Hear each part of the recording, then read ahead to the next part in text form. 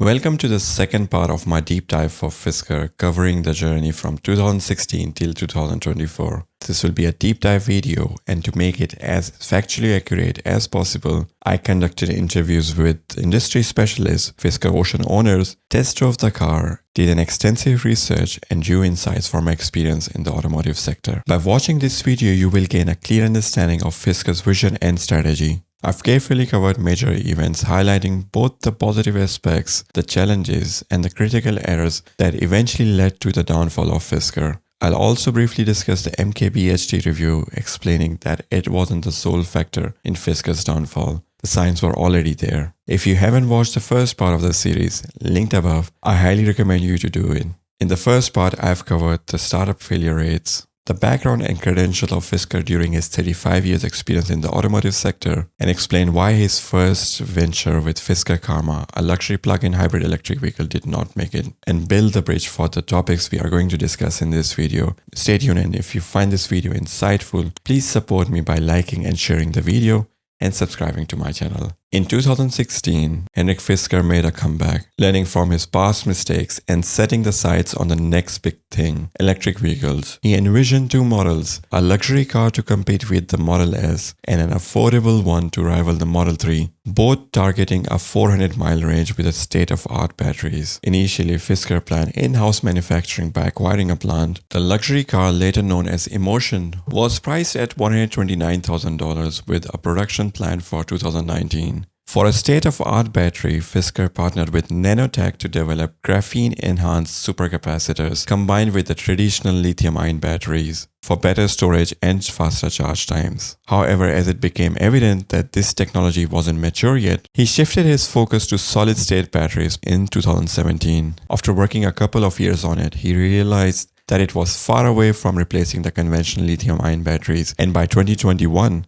he dropped it altogether and focused on the fastest growing segment in EVs, SUVs with conventional batteries, opting for asset-light strategy with contract manufacturing and a direct sales model. In 2019, I think he told first time about the car. Okay, we will bring an SUV for the mass market under $40,000 on the streets. SUVs are the most sold segment in the electric car market. I also think in the fuel market also. Last year in 2023 alone in Europe, I think around 50 or 55% of all cars sold were only SUVs. This led to the development of the beautiful Fisker Ocean, and by 2020, Fisker went public with an estimated value of $2.9 billion listing on New York Stock Exchange. The car featured a striking design, a minimalistic yet elegant interior, and attractive specs. 564 horsepower, 737 Newton meters of torque, 0 to 100 kilometers per hour in 3.9 seconds or 3.7 seconds with a boost function. A large 106 kilowatt hours net battery offering a 360-mile EPA or 707 kilometers WLTP range with 10 to 80% charge in 35 minutes using a fast DC charger. It is quite impressive considering Fisker's original vision in 2016, a 400-mile range car with a luxury aerodynamic sedan, hence achieving 360 miles EPA range with an SUV years later is a major accomplishment. Long range,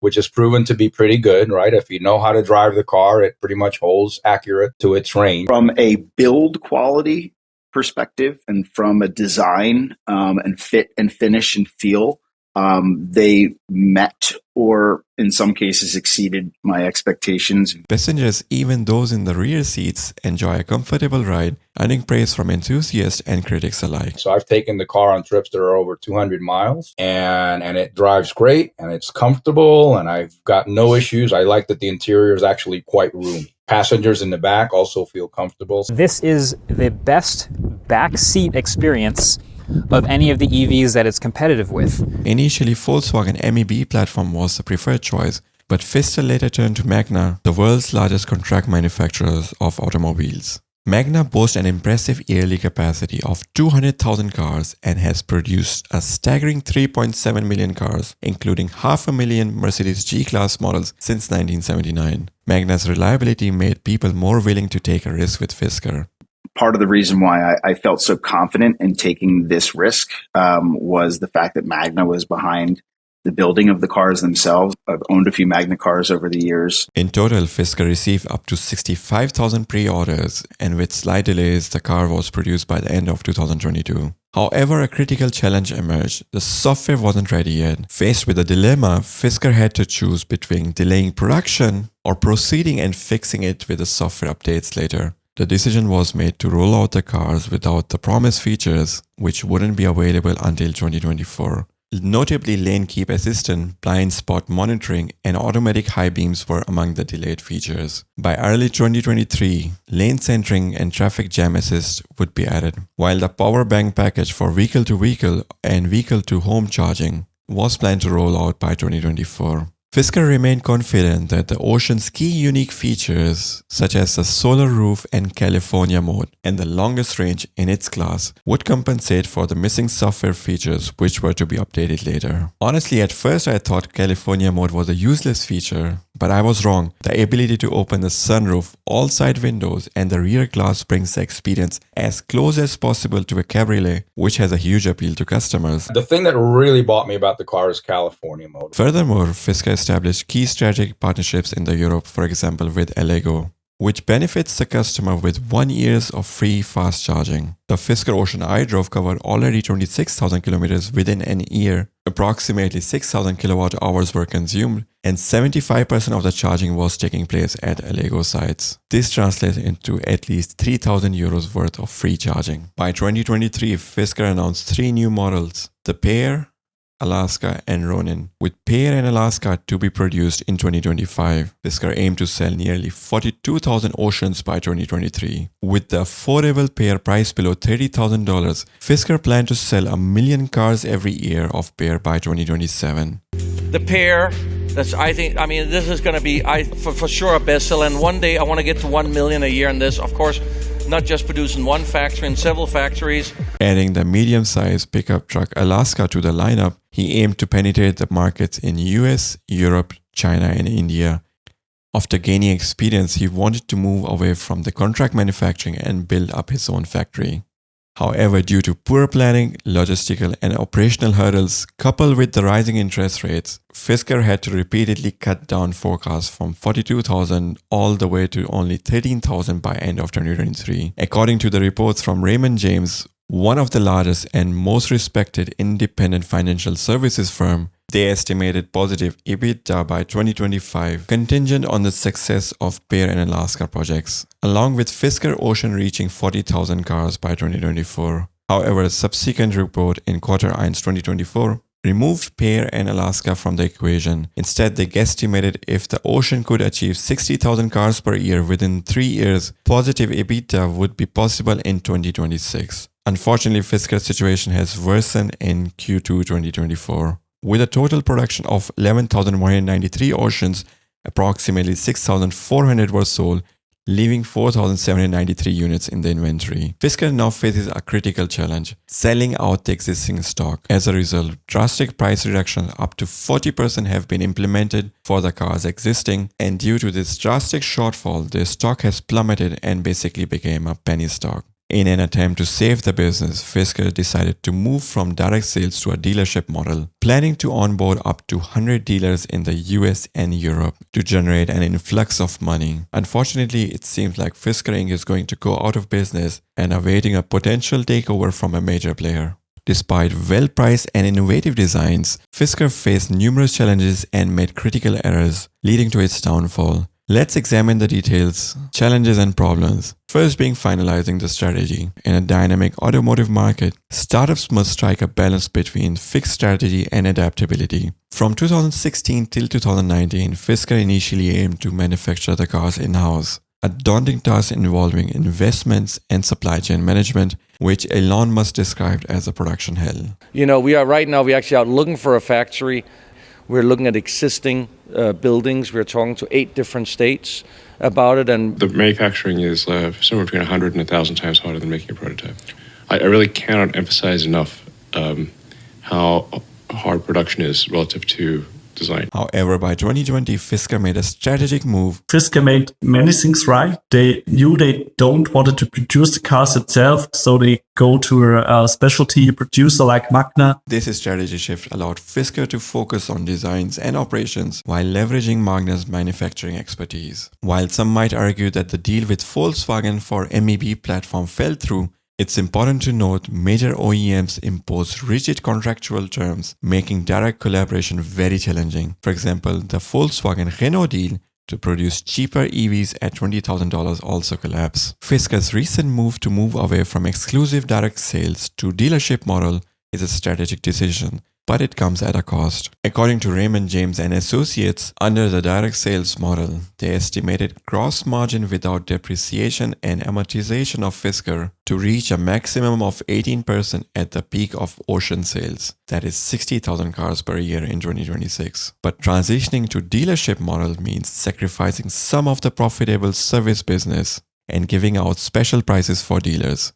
I don't have the insights, but I could expect the maximum gross margin without depreciation and amortization could now lie between 10 to 15%, and this is a very thin gross margin to operate and sustain. The decision to go with the dealership model rather than to direct to consumer like Tesla's doing, I would actually, in addition to the cash influx of dealers actually holding inventory, which is obviously beneficial to Fisker. Another benefit of the dealership model, I would say, is that it gives customers some level of confidence that Fisker is going to exist, right? Because there's a physical location where you can go to actually interact with the company. And that's going to give customers an increased level of confidence relative to just a direct-to-consumer model where, a company can swipe your credit card for a deposit, wire the money over to, take title of the vehicle, and that never actually physically interact with you. Also, we have to consider another aspect that the dynamics of the industry are also changing. There's a typical S-shaped adoption curve, and I think we've solidly moved into the late majority. This would be the 50 to 75th percentile consumers who would consider an EV purchase, but are maybe a little bit later to the scene, and they are going to value a more traditional dealership experience where they can go to a site, interact with the cars, have a discussion about how to finance them, custom spec the vehicle, whatever it might be. The second challenge, late design adjustments. The primary goal of automotive concept development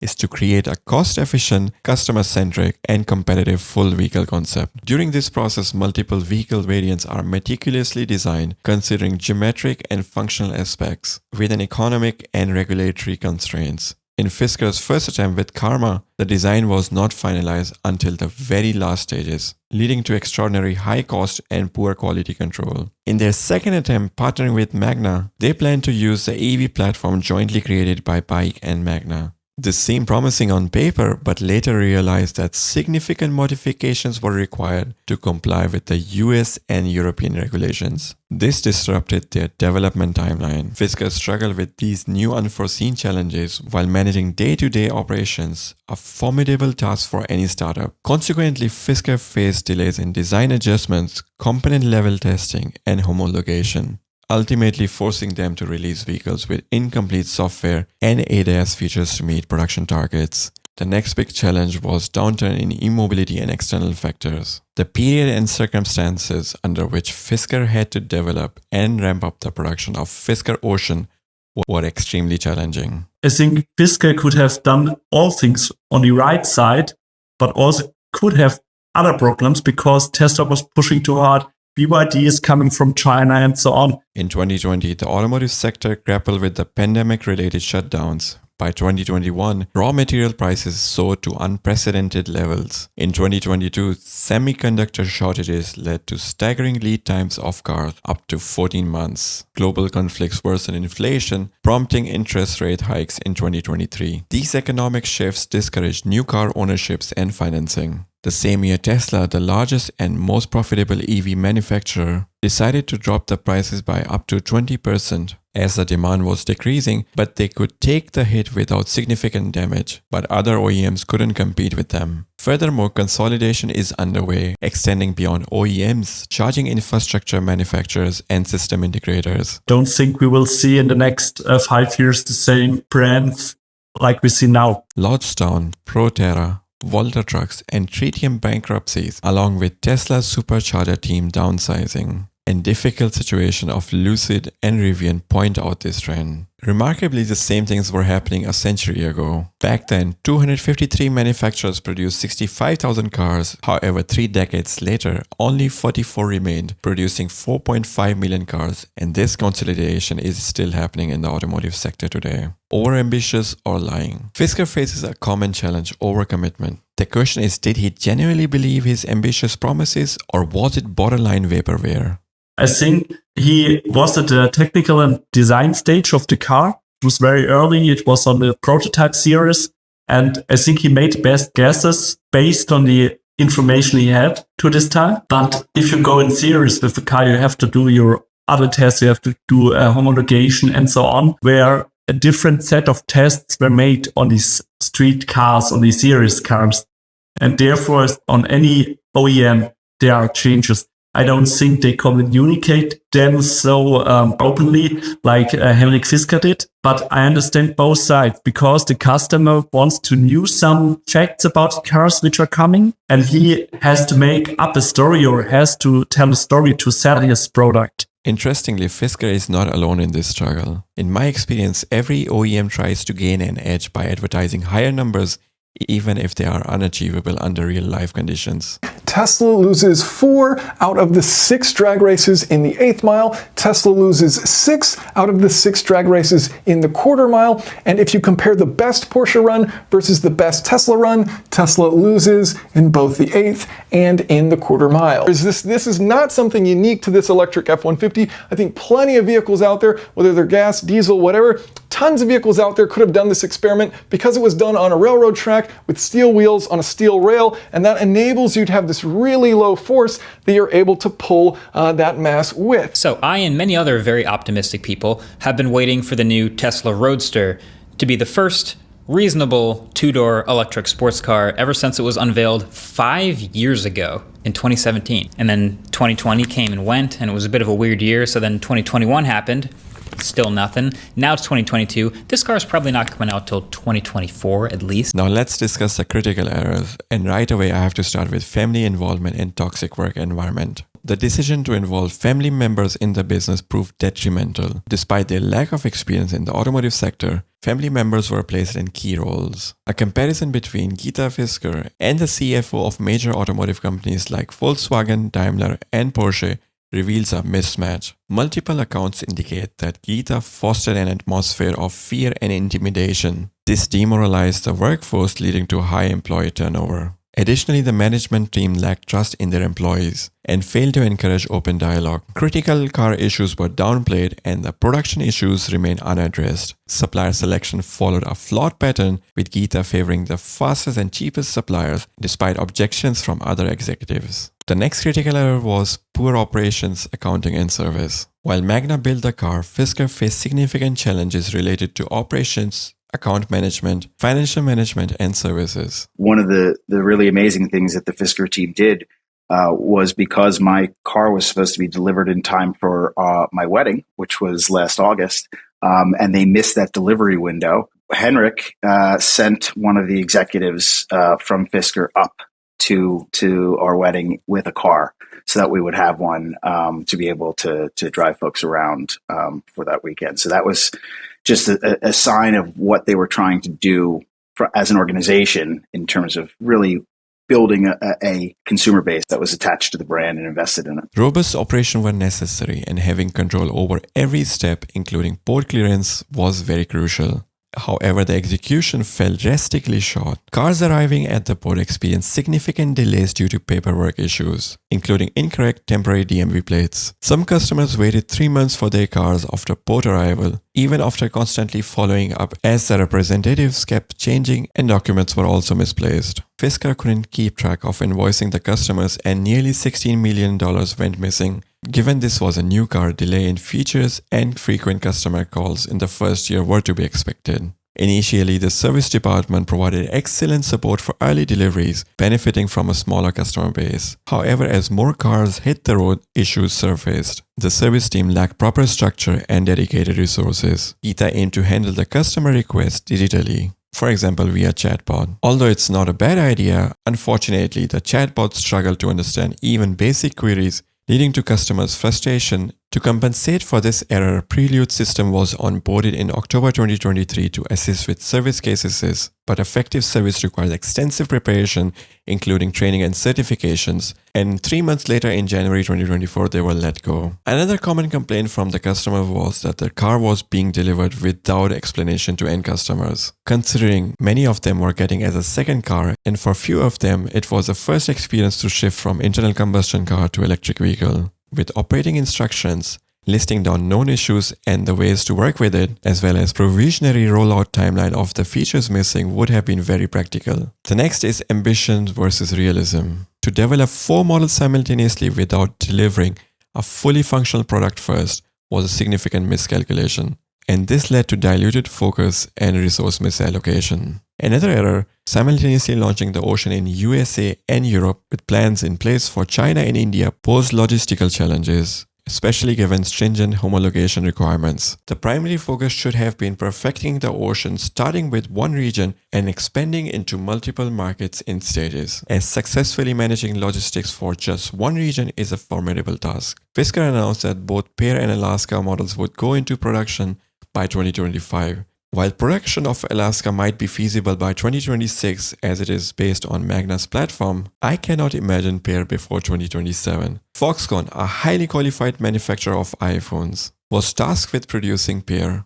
and expecting to develop and manufacture a car with an inexperienced partner within 2 to 3 years is just unrealistic. Using the ideal numbers provided by Fisker, I tried to create a rough business case, and it translates into a $42 billion revenue for year 2027. With my experience working with automotive forecasts from IHS, a highly reliable source, to predict OEM's production numbers including ramp-ups and rundowns of a model, I found Fisker's proposed ramp-up to be unprecedented and defying anything that I've ever seen before. The decision to deliver vehicles without fully functioning software and thorough testing proved very costly for Fisker. Here are the few examples. Solar Sky or the solar roof. On paper, solar roof represent a remarkable innovation, and Fisker remains the sole provider of this technology since the days of Karma. Our solar roof can give you over 3,000 kilometers a year in ideal conditions, or between 3 to 5 miles per day. However, in reality, even the slightest shade from trees,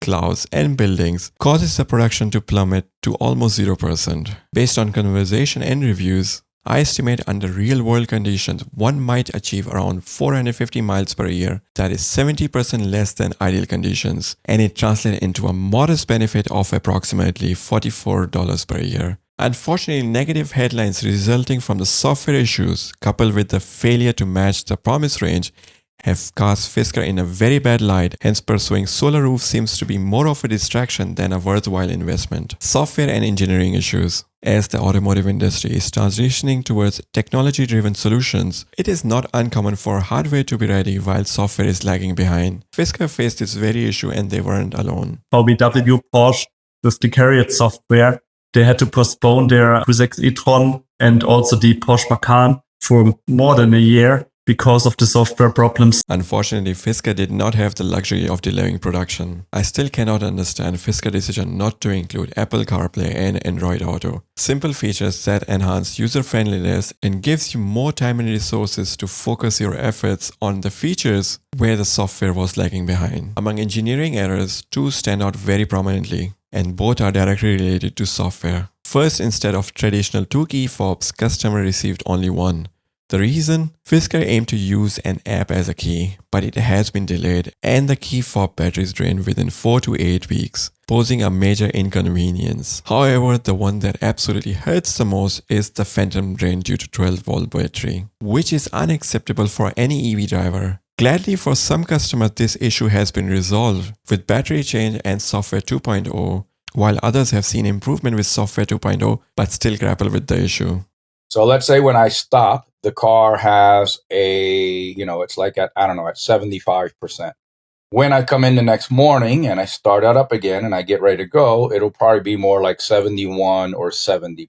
That means that by default, every day that I park the car at the house, I'm going to lose 15 miles of range, right? Which is power, which again has a cost, right? If you look at it, right? So the car costs me just to keep it sitting in the driveway. If it didn't have that drain, I think I would be happy with the car the way it is. The delayed rollout of software for promised features is another area that needs to be addressed immediately. Where I do feel that I a little underwhelmed or let down in certain areas is just that knowing what has been going on the financial side of the company, it has slowed down a lot of the software updates and some of the features and things that I would expect at this point to be on a car, especially a car of this cost. I'm not interested in the ADAS and all of those features. So that's not as much of a concern for me, but I would like for the power bank to work. That was a big selling point for me as well. Now moving towards the end of this video, I want to discuss what I promised, MKBHD impact on Fisker. Did MKBHD review finish the company? His review undeniably left a significant mark on the survival chances of Fisker. Was it an honest review? Yes. Was it his best? Not in my opinion. As someone who's followed MKBHD for a decade, I deeply appreciate his dedication to creating informative and unbiased videos. It fell short in my opinion due to two particular reasons. First, the focus largely centered on the Fisker's problematic software, which is absolutely fair, yet two critical aspects which are absolutely important for any EV driver were absent. There was no mention of consumption, how accurate was the claim of 360 miles range, and what was the charging curve like. Second, considering the target audience. Most Fisker buyers intended it as a second car. They were among the early adopters and they are mostly aware of the risk they are taking by purchasing a car from a startup. Among the community, it was very widely reported that there will be software delays, but still the people were purchasing them. The second review of MKBHD, which came 1.5 months later by testing another Fisker Ocean with software 2.0, addressed the technical specs, but by that time, damage was already done. But the real villain in this situation, the phantom drain. George Saliba from J&S Mitsubishi dealership lent his Fisker to MKBHD, as MKBHD was not able to get hold of it directly from Fisker. George was initially excited about having Fisker vehicles at his dealership, but the very first car that was delivered to him was stuck on the truck due to complete phantom drain. I bought a brand new Fisker from a customer and it's been stuck on top of this trailer, this transport trailer for 6 hours. Won't move, battery's dead. This persistent issue eroded his optimism. Really appreciate you guys, Fisker. Thank you for reaching out. I've had a Fisker dead sitting in this spot over here, right here, for 1 whole month. Fisker flew someone out. They tried to fix it. They couldn't fix it. So how do we fix it? The 12-volt battery. How many times? Twice. Perhaps with a hint of schadenfreude, he posted his call online with the Fisker rep about MKBHD review. He's blowing up social media. He's got all the senior management from Gita Fisker down. Because he's talking crap on the Fisker, right? Yep. Yeah, I know. It's my Fisker. Which went absolutely viral and became his highest watched TikTok video, further tarnishing the image of Fisker. This complete saga, MKBHD's viral video, followed by a leaked conversation, leaves Fisker with very slim chances of comeback. In conclusion, placing Fisker efforts on my chart, it's clear that the strategy was definitely better compared to the first attempt. However, due to improper planning and execution, they didn't achieve the intended success. And sadly, the future of the company does not look so bright at the moment. I sincerely hope that Fisker comes out as successful during this challenging phase. But the future survival of the company, it hinges on drastic decisions involving top management as well. Henrik Fisker excelled in leading design teams, collaborating across groups to create remarkable cars. However, being a CEO demands a different skill set, and perhaps it is not the right role for him. Mr. Fisker, if you're listening and planning to continue as CEO, I hope these comments are taken constructively. Your designs are truly captivating, and one cannot help looking at them with admiration. I want the company to be successful, and hence consider fostering a culture of open feedback and actively listening to your employees and customers. The Fisker community is one of the most tightly knit community I've ever seen, with members helping each other when service was lacking. These are your referrals. They trusted you. You don't need extensive marketing. Once you get the basics right and the customer satisfaction improves, we will see many more Fiskers on the streets. Wishing you, the Fisker team, the Ocean owners and investors best of luck. If you found this video insightful, Please support me by liking and sharing the video and subscribing to my channel. Thank you so much. Bye bye.